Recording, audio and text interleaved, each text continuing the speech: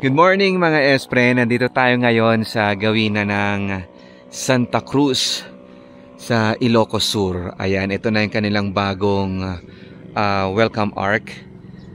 Yan ang kulay, di ba? Maganda rin daw ito pag gabi pero wag ka. Ito yung original na post.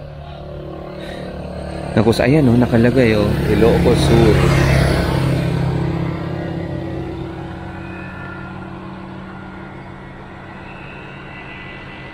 Hindi ko lang alam kung iisa lang ba talaga to or meron pa siyang partner dapat dyan sa kabila. Pero ito na lang yung nandirito eh.